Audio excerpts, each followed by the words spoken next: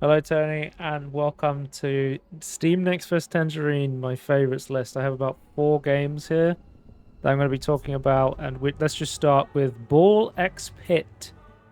You were talking Well, about Babylon has that's fine. fallen, and you were saying Yeah, if Babylon has fallen the game, and I was like, yeah. I think that's more like Babylon fell off. This is when Babylon falls, you know. This is the real story of how Babylon fell. None of that, the fake nonsense. I think I played like around 18 demos this next fest, and Right. a couple of them I just immediately yeeted out. I was like, nah, I don't care. I'm going to like a bit of these. But basically what I've been doing is I've just been going through every single game. I've pretty much been skipping every story unless I'm like, okay, this story is interesting and important and I'm going to pay attention. I'm just like skip, go to the gameplay. Is there something interesting here? If not, I'm just noping out way quicker on these demos. And Yeah, what I found with this next fest was I was feeling like there was every game I looked at and went, yeah, I'll probably be interested in this. It was every game I was interested in, and then there wasn't really any surprises. I mean, I normally play more demos than this, but I was just like, it's summer and the Switch 2's just come out, so I've actually not played like any Steam games for like the past month. I've just been playing on the Switch 2, so I've picked out my favorites here, and I found that was the sentiment of other people who did the Steam Next Fest, was there wasn't a lot of surprises, you know, like a Balatro or something. Yeah. But this, Tony, this is a new game published by Devolver Digital, so immediately I was like, okay, Devolver's in, I'm in. Did you see the not E3 presentation from Devolver this year? I think it was like solely on this game. Oh, okay. Yeah. And I was meaning to watch it, and I started to watch it, and I was like, yeah, I'll finish that, and I never did. So I just went into this completely blind, but I was like, it's a Devolver published game. It's sort of like a mixture of Breakout and Space Invaders, I would say. On my notes I wrote, I'll read them here. Finally, Vampire Survivors 2. We have it. This game nails that. I've played a lot of games that are like Vampire Survivors or Survivor likes. Yeah. Where you have that sort of like bullet hell roguelike feel to them. But this nails that feeling of build diversity, just enough gameplay to make it interesting, and then just one more, like immediately after completing this run, I was like, okay, I gotta go again, sort of thing. Like, and I was just having so much fun just testing things out, being like, oh, because when you level up your character, you choose different balls. So you see, like, I'm doing like an auto shot here, right? Yeah. Do you see like these colorful balls coming out of me? These are like items. So like in Vampire Survivors, you would have like garlic, and that would put like a aura around you where it would deal damage around you, or you'd have like axes, or you'd throw axes everywhere. So you have active items which shoot out these special balls, which you can actually, if I walk into the ball, it'll bounce off me and go back in. So you can, as well as auto shooting, you're kind of juggling balls at the same time, which is one of the more like, you know, interesting gameplay things you do in this. You're basically trying to stop these skeletons from getting to the center. I guess they're going after Babylon, which is the city that you are protecting. There is a weird like city building element to the like tech tree upgrade system of this game, which I found interesting. So the tech tree's like in the city, or like you like choose. I think I've got footage of it later, but you basically choose like plots to build, and then you have to shoot your worker like a peggle ball, and however much time he hovers over the tile is how much resources you get. So you have to like aim a worker as if he was like a pinball almost, which I was like, everything in this game is about the balls basically. But yeah, you're trying to stop these skeletons from getting to the end, and if they get to the end, then they will basically attack you and damage your health, and if you run up your health, you die. And then we have fusion upgrades, which either upgrade the level on your item, but certain items will go together and form a new item, which will give you a new slot. So you're trying to like fuse these items together to make more powerful ones. And if you've played Vampire Survivors, you immediately know what I'm talking about. It feels very heavily inspired by a game like that. And it has that like element of fun to it as well, where it is very much just, oh yeah, the bloody tile thing gets bigger and they get more skeletons. Because it's not just like you're hitting balls and you're picking up XP. Oh, they'll start shooting arrows. There's like boss units. Yeah. Like that, it does change up a lot. Then your character also levels up between runs, and of course I talked about like the city. So there is like, as well as a game like Vampire Survivors, it is very much like there is progress outside of the run. So it's roguelite, I would say. Yeah. There's almost that like tech tree RPG progression. It's almost like, would this work on a phone, do you think? Yeah. Just like a scrolling... Yeah. I think there's literally like a Vampire Survivors on the phone. Did you see there how the skeletons, they got to the end and they jumped at me and dealt damage to me? That's what happens if you don't clear them. So you're constantly trying to stop them from reaching the end, otherwise they'll deal damage to you. If you get too close to the enemies, they'll start attacking you. But you also want to try and pick up the XP.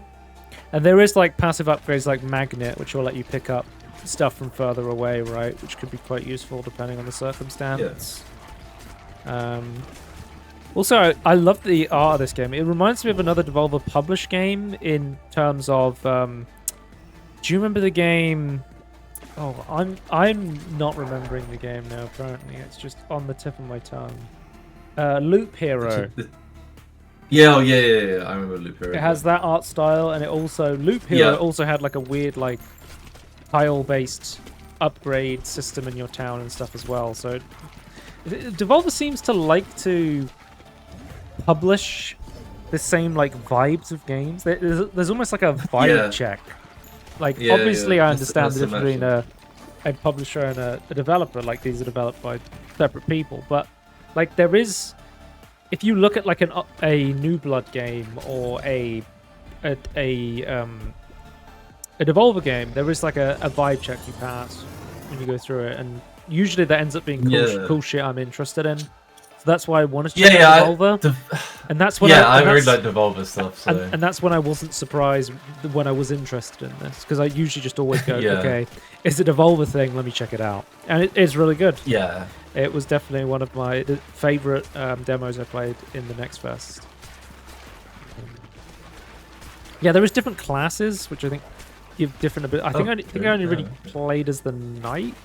And then you have stats for each class, and as you level up, the stats for each class get increased. So I think that you gain like strength, which will let you hit harder, or agility, which will let you run around faster and stuff like that. Like I'm doing a poison build here, but I had a run where I got like a steel ball that made me slower, but the steel ball dealt like way more damage. And I was like, it's not necessarily a bad thing if the steel ball's slower, because it means it's easier to bounce back. Okay. So I was already thinking of like different builds and different ways to play, sort of thing. Oh, you can also increase the game speed, which I figured out later on. I was like, oh, okay. Like it's like when I played Balatro on the I played Balatro, and eventually I got to a point where I was playing on the highest speed. It was like 8 times speed or whatever the hell it is. And then I played Balatro and Dave the Diver, and it's like, why is this so slow? What is going on? My brain has adapted. So I can definitely see, repeated runs doing that, using the speed up mechanics. I'll skip ahead to the... Yeah, so this is, if you see here, like you build tiles in like, because I guess Babylon is your town. And then like literally you have 1 shot per day on like a timer, and you have to like shoot him in order to go and harvest things. What? Okay, yes. Interesting. No, I don't quite understand that one, but okay. And he like bounces off the walls. But yeah. Any questions about this game? I don't know. I just is it? I guess I was just wondering like how complex it gets. Like how would like breakthrough of the builds and things. I don't really know about the build stuff because I only did a couple of runs. I don't know how complex it gets. Because it wasn't enough for you to see the I don't even know if there's a story, to be honest with you, because I was just doing the runs. If there is, it's going to be mostly about the gameplay, I think. So I'm wondering if there's enough to keep people interested in this, whether it's just For me, like the Vampire Survivor angle of you're just going to go into a map and just try and become OP is going to be the fun for me. That's enough. Yeah. Yeah. So I was doing the Boneyard, and the other one wasn't available in the demo, and I think I could only play as the Knight in the demo. So there is other characters, but I couldn't play as them. Yeah, we didn't get to see them. But yeah, that was Borlex Pit from Kenny Sun. Let's move on to the next one. Dispatch. This was one I kind of didn't really know much about. I think I vaguely heard about this sort of project before going in, but kind of forgot about it. And then my friend went into the demo festival and he was like, you should play this. And I was like, oh yeah, I'm already on this kind of. I got it downloaded because I just thought it looked interesting. But it's basically, it's ex-Telltale devs doing like a world of superheroes, like not branded ones, just, run-of-the-mill random superheroes. And you're basically playing as you're basically Iron Man, right? You're a guy who pilots this like robotic mech suit. Yeah. And your robotic mech suit is broken and you can't afford to fix it. And they're like, well, if you become a hero dispatcher, then we will help you repair your suit.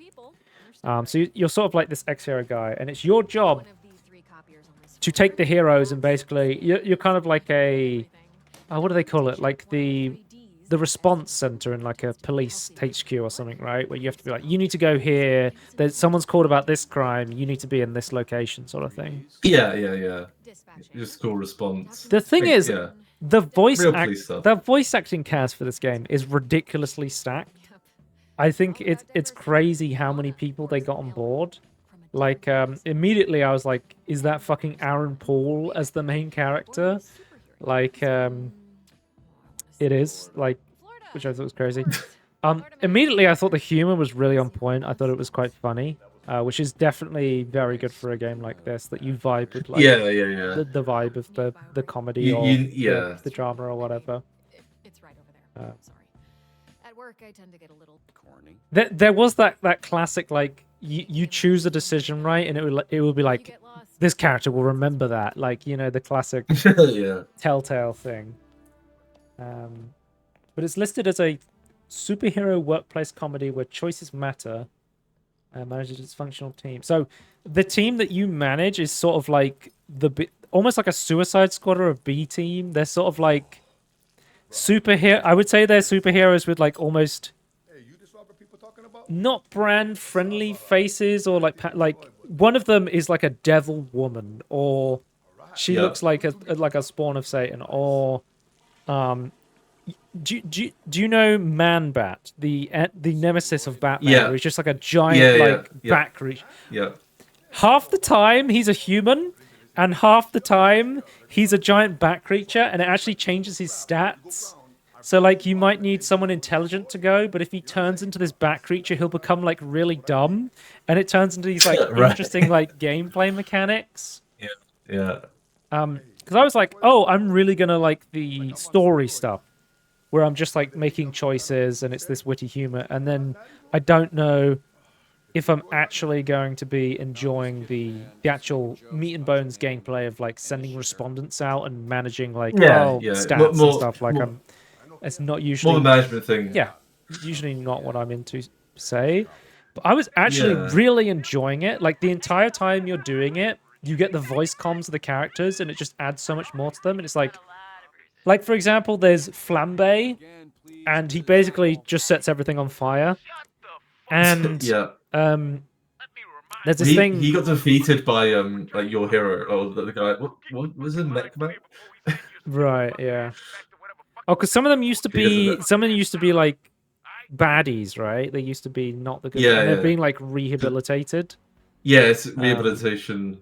So yeah, it's a very interesting concept in this world of superheroes. But so, like, for example, like, when I was sending my units to go off and do things, Flambe just went past a neighborhood and he just set it on fire. He was like, yeah, I just set it on fire. So you have to send somebody to go and put out the fire. You can send Flambe to go and put out his own fire as one of the options, which I thought was kind of fucking hilarious. And there's, like, unique dialogue for it. But I just kind of...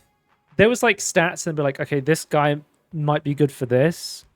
But I was just kind of doing it on vibes. I was just like, this character seems like they would be like, based on their outward appearance and what I kind of basically know about them. I think, sending somebody who won't make a child cry. Probably don't send the giant bat creature. I mean, because I'm thinking about it. I'm like, Coupe is like an assassin who's killed a bunch of people, but she can kind of fly, so she would be able to climb a tree really easily. And I don't think the child would cry if she was getting a balloon. Whereas compared to Sonar, I'm a bit less confident in that. Like, I didn't need to look at the stats. I could kind of just,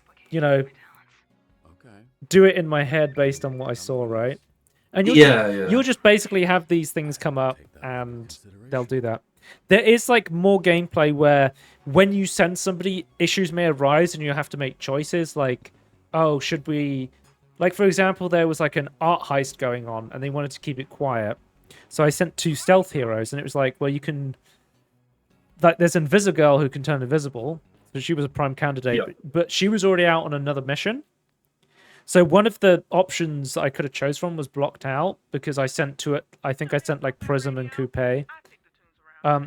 Prism's good because, like, for example, I think Prism's like a musical artist. So anytime I think she has high charisma. So anytime I needed to speak with the public and do public relations, I was like, just send Prism.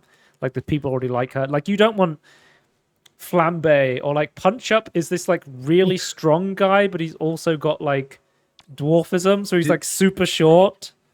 But he's always getting into fights with people. He's the classic like Napoleon syndrome, Isn't that like him as well? Like you have like after they do something, they have to go and rest, so that you have like the optimal person you can't always send, right? You can wait for them to be out, but another option was hacking. Yeah, you can see here there is this like hacking minigame you can do, so you can be like hands-on as well. So one of the options for the museum was like I could hack into the systems to help them get around like the defenses and take the bad guys out, sort of thing. Yeah. Which was like, oh yeah, that's a cool like gameplay way of getting you more involved in like the actual meat and bones gameplay of the game, I guess. That's pretty cool. But yeah, I thought this game was really cool, and I'm excited to play more. I thought. You want to see the story of where it goes? Yeah, the writing was great. The voice acting was great.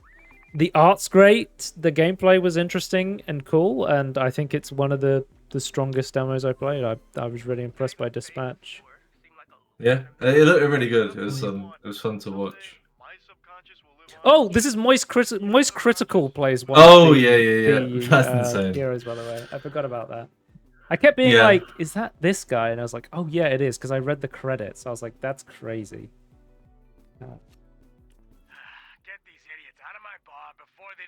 Well, like Jacksepticeye. So this Punch Up is like this Irish guy. Spadice. He's played by Jack Spadice, yeah.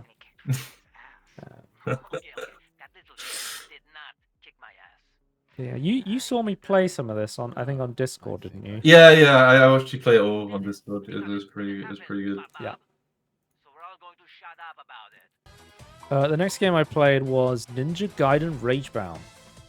This is a brand new side-scrolling Ninja Gaiden game made by the developers of one of my favorite 2D pixel art games, Blasphemous, the Souls-like game with some of the best pixel sprites, gory animations you will ever see. Like, absolutely gorgeous, like decapitation and destruction of enemies and bodies, and this translates it translates so well to the Ninja Gaiden format of just over the top like ninja blood action. I have no idea what's going on in the story of this game. It itself skips over a bunch of stuff and just teleports you to random levels for the demo. They don't really care about the story in the demo. But I will say it's very much more arcadey than if you're used to something like a Blasphemous. It's very much about like going into a room, having a bunch of enemies in that room, killing the enemies, and then sort of being like clear, and going along. Okay. Oh, I was getting stuck here because I didn't remember I could like grab the top of the ceiling and like climb across it.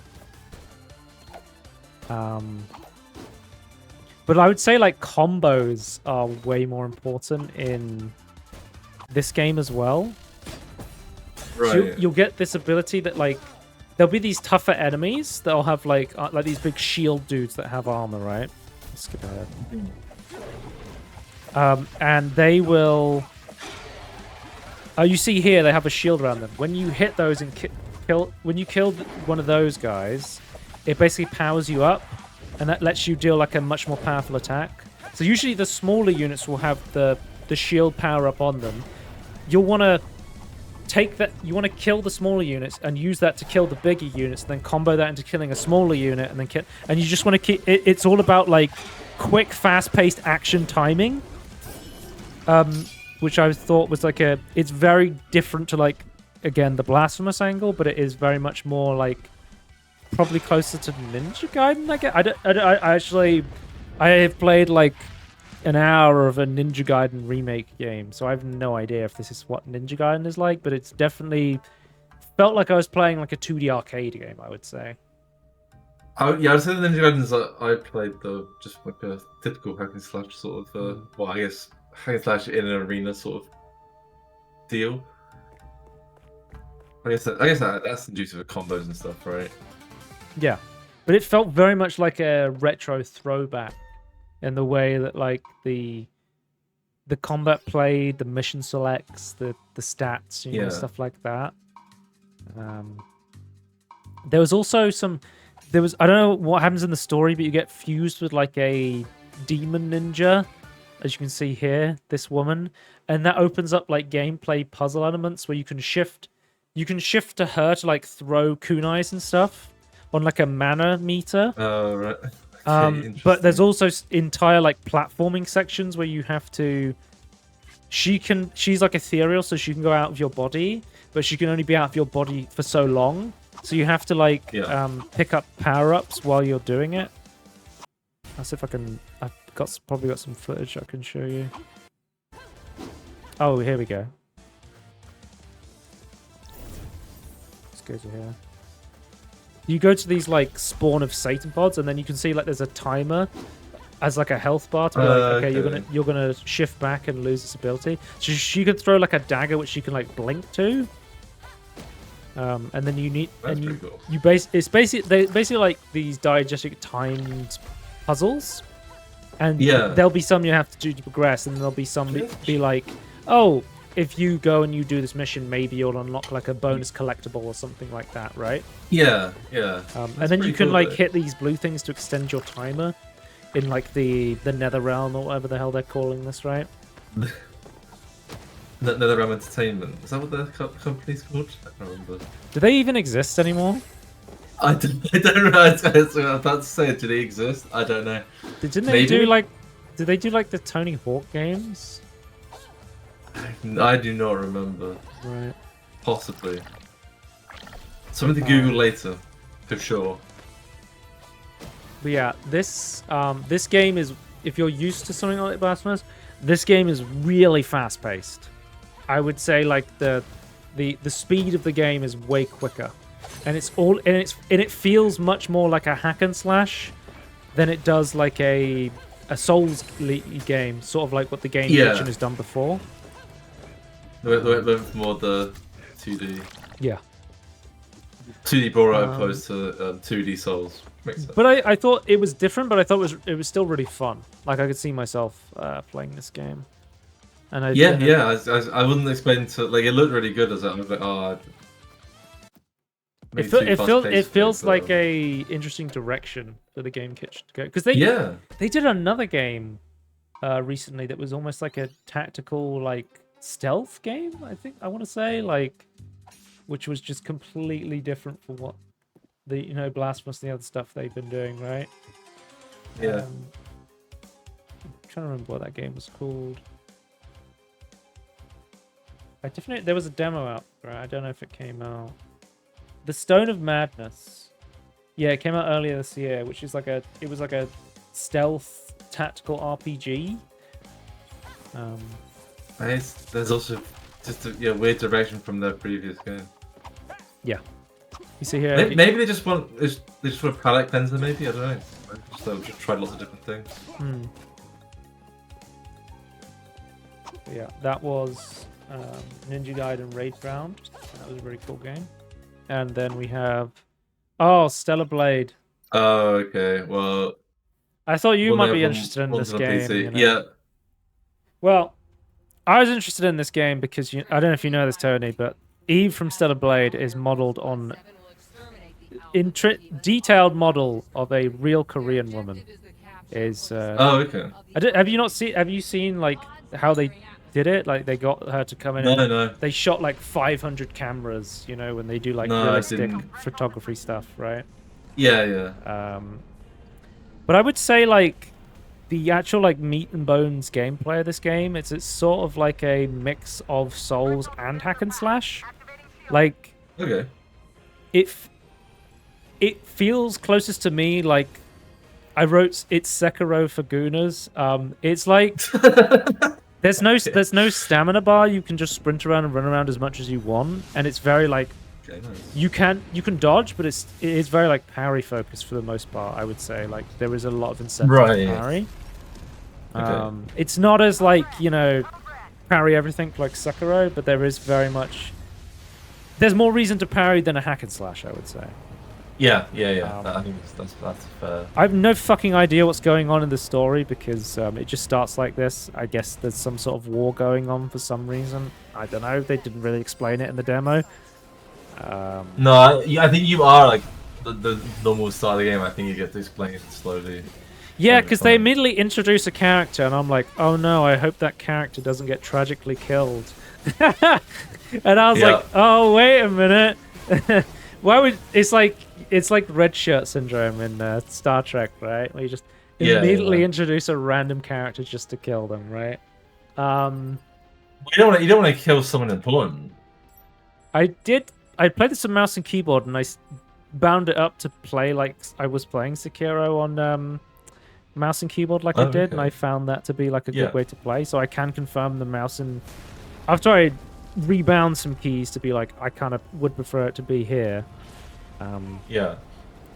I think it was it controls really well on mouse and keyboard, so it's good that they put the effort into that because it's always a bit worrying when you get like a console exclusive game coming to PC. Or like, will they put the effort to make it good on a mouse and keyboard? But yeah, they did. So, like, what I can say about this game, no. Tony, this game runs really well. Oh, nice. Like they actually optimized it really well. Yeah, that's also good. That's also something you don't always get. Yeah, I was pretty much just trying to parry everything when I went full Sekiro mode, and I was just I'm gonna parry everything. The thing that throws me off about the character model of Eve is I feel like I'm playing a game that somebody's pre-modded on like Nexus mods, if you know what I'm talking about. Like it's just the character model is very much just like it's very much that aesthetic of like because it's a Korean company. It very much feels like that hyper-realistic like Korean MMO like look. Yeah. And then like the assets are like super enhanced on the model as well. I think that's a fair. It's definitely a look, right? But I think it's going to be different, I suppose. Because you don't get a lot of that in like a non-MMO sort of like game. I should point out, like, I don't think the Stellar Blade demo specifically was for Steam Next Fest, but it was like right adjacent to Steam Next Fest coming out. Yeah, so I was just like, I'll download the demo and play it. Like, I think it was available during Steam Next Fest as well. Because the game's come out now, so it's fully available on Steam. Yeah. So some things that really... Because I looked at this game, Tony, I was like, it's a Guna game. Surely it's not going to be a good game. And then two things that really surprised me. The gameplay is really good, and the soundtrack is actually really fucking good as well. Yeah, I didn't know this going in. I looked it up. Apparently, a lot of the soundtrack was written by the composer of the Nier Automata soundtrack. Yeah. So the also makes a lot of sense to me. 2 games about androids with huge asses had the same composer. So that is crazy. Coincidence? Yeah. That was close. Yeah. I don't think I have much else to say. I think I played the entire demo. It took me about an hour, and I was actually surprised how much I liked this game. Okay. I liked that's your takeaway. Yeah. So there's like you can upgrade your character, so you can basically get new skills which change how you play, or you can be like, you can say like I want to do a parry style, so I'm gonna make parry windows smaller. I'm gonna give more attack backs when I parry, or you can be like, I'm going to be a dodge build. I'm going to take dodge abilities, or you can just be like, I'm going to take more health. There's also these things called special moves that you get, which basically they're on like a cooldown sort of thing. I think you charge them by attacking, and then basically you press like, for me on mouse and keyboard, you press like 1 or 2, and you'll be like, special move. You'll do like a big slash sort of thing. Is it weird that playing Stellar Blade almost reminded me of playing like a PS2 game? I think it's no, that's fair. I think it just there was so many like hack and slash games on the PS2. Yeah. Every action combat game is like this has to be a dark, slow Souls-like game. Well, or it has to. We have to have an open world game. It's not just like this. This is Is this actually open world technically, or is this like just no? Like it's from what I played, it's very just much big levels. Yeah, I wouldn't even say they're that big. To be honest with you. Oh, they're not. Okay. No, I think they look. It's hard to tell scale by just watching. But yeah, you very much. I very much felt like I was being corridored to go in a certain direction. There is exploration, so you can be like, okay, I'm going to walk down this pathway. But for the most part, it felt very much like they were kind of funneling you towards where you're supposed to be going, which I would say. It's probably good level design.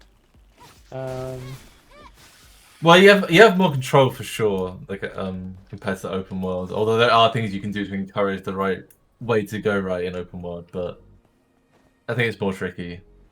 And I think there is. I don't think everything. I don't think like. I think some. I don't. Maybe this is like not a sentiment that we have anymore. But like, I feel like not that long ago, it's like open world is like the thing you're aiming for. Like older games wanted to go open world, so they couldn't, sort of thing. So no, I think there's space for different. Open world isn't the best thing ever. Like sure. Well, tell that to Nintendo. Nintendo's going open. Yeah. World. Zelda's open world. Mario Kart's to be open fair, world. I think they're making it work. I think they can, but at the same time, though, I would take Mario as an example. I really I haven't played them myself, but I like the look of like the open world Mario game, right? Yeah. I still think there's a place for 3D linear Mario games. Agree. And when we got Super Mario Wonder, and they were like, "Oh, we can still make 2D Mario games." Yeah. Still play for 2D as well. Yeah, obviously. That goes without saying. Yeah. Maybe when they make Pokemon games, they can remember this sort of idea of that maybe older styles still work. But yeah, if you're like me and you're like, I fucking hate stamina bars, but I want to play like a fast action hack and slash game, but with more like, I would say like Souls mechanics of like parrying and dodging, which is really well done, in my opinion. I like the idea of like there's like skills and like things you can change around like dodging. It's like, okay, fine, it's not like a dodge meter, you have to like have stats to like change, or like skill trees to change, but it's like you have stuff around it. I think that's and parrying as well. I think that's a good idea. Yeah, because you can equip different gear, and of course, Tony, you can change the outfit of Eve. That's the most important part. That's very important. Yeah. Same as Nero. It's very similar to Nero Automata, but with like different. Here's the skin suit, Tony. Slightly different DNA. Yeah. But yeah, I think this game is really cool. I can't speak on the story because I was very confused by the story in the demo, and from what I'm reading online, people say, it's kind of just whatever the story. Yeah, because it's like Nero Automata, I think the story is interesting. I guess maybe this one is a bit more Yeah. But yeah, I don't know. There's a lot of stuff that this game doesn't have to have a good story. I've learned that over the years. Yeah, those are my favorite demos for Steam Next Fest, or adjacent to Steam Next Fest, Tony. I kind of went in before playing these games and being like, I'm probably gonna like these games, sort of thing. So yeah. If you thought and you're right, were interesting, it turns out, give them a go, because I think all these games are great. But we will see you next time. Goodbye. Bye.